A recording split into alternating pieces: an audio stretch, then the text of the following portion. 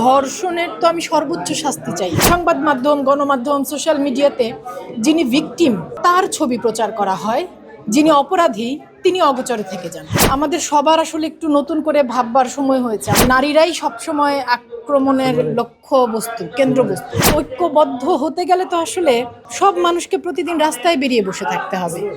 আমি তো মানুষ হিসেবে শাস্তি চাই, সকল অপরাধীর বিচার হোক, এটা একটা মানুষ হিসেবে আমার চাওয়া। আর ধর্ষণের তো আমি সর্বোচ্চ শাস্তি চাই ধর্ষণকারীর। অথচ আমাদের এখানে যে চিত্রগুলো দাঁড়ায়, আমি কিন্তু এই সকল কিছুর পরও আশাবাদী যে একটা সময় যে আপনাদের মতো যারা বলছেন আপনাদের মতো মানুষদের হাত ধরেই আসলে সময়টা বদলাবে, চিত্রটা বদলাবে। যে যারা হয় কি এখন পর্যন্ত আমাদের সংবাদ মাধ্যম, গণমাধ্যম, সোশ্যাল মিডিয়াতে যিনি ভিকটিম তার ছবি প্রচার করা হয়, যিনি অপরাধী তিনি অগোচরে থেকে যান। যিনি ভুক্তভোগী তার সাথেই যখন আসলে হয় কি যে তাকে আইডেন্টিফাই করা হয়, তখন সামাজিকভাবে, পারিবারিকভাবে সেই মানুষটিকেই, সেই শিশু, আসলে আমার বলতে এত অসুবিধা হচ্ছে কারণ আমি কি বলবো, আমি আসলে মানে সেই সন্তানের পরিবারকে, তাদের পরিবারকেই এত ভোগান্তির মধ্য দিয়ে যেতে হয় সামাজিকভাবে, পারিবারিকভাবে, আইনগত সহযোগিতা পাচ্ছি না। সেই সব কিছু মিলে আমাদের সবার আসলে একটু নতুন করে ভাববার সময় হয়েছে। আমরা একটু মানুষের মতো আচরণ করি, আমার এছাড়া আর কিছু বলার নেই। আর অপরাধীর, ধর্ষণকারীর আমি সর্বোচ্চ শাস্তি চাই, বিচার চাই এই দেশের। এটা আসলে নারী হিসেবে না, কোনো মা হিসেবে না, একজন মানুষ হিসেবে আমাদের সকলেরই তো চাইবার অধিকার আছে।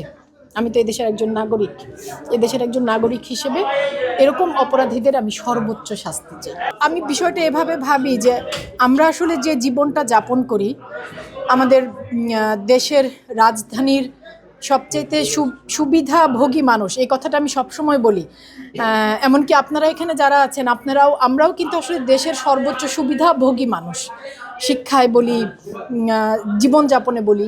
কিন্তু চিন্তা করে আমার তো ভাবতেই আসলে খুব কষ্ট হয় যে সুবিধাবঞ্চিত ঢাকার বাইরে কতটা অনিরাপত্তার মধ্যে মানুষ আছে, নারীরা আছে।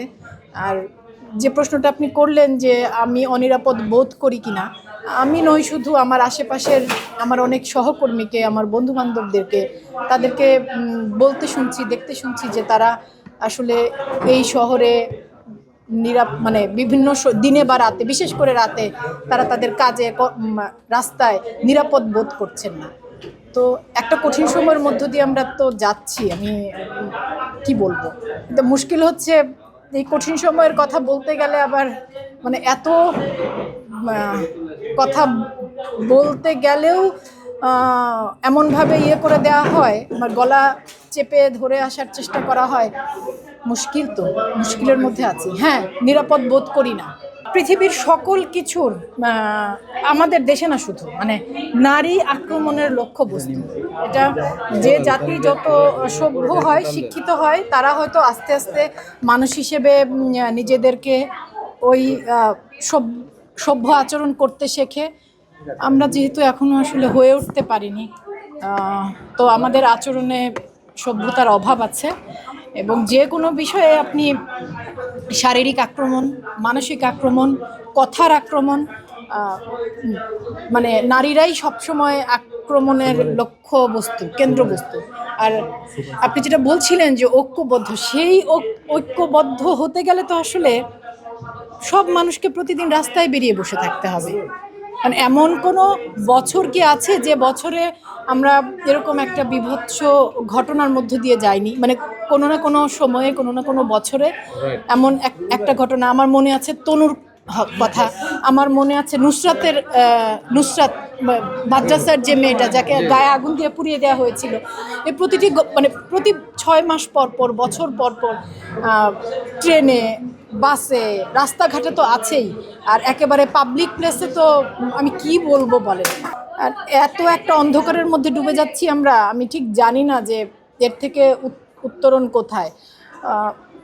এর উত্তরণের উপায় ওই আপনাদের মতো মানুষজনদের কথাতে পাই যে না, আছে, মানে মানুষ আছে, ভালো মানুষ আছে। আমি শেষ পর্যন্ত বিশ্বাস করতে চাই যে দল মত ক্ষমতা সকল কিছুর ঊর্ধ্বে গিয়ে মানুষ মানুষের মতো আচরণ করবে, মানুষ শুধু একটু মানবিক আচরণ করবে। দেশ জুড়ে তোলপাড়, ওয়ালটন ফ্রিজ কিনে হতে পারেন মিলেনিয়ার। এছাড়াও রয়েছে লক্ষ লক্ষ টাকার ক্যাশ ভাউচার সহ কোটি টাকার নিশ্চিত উপহার।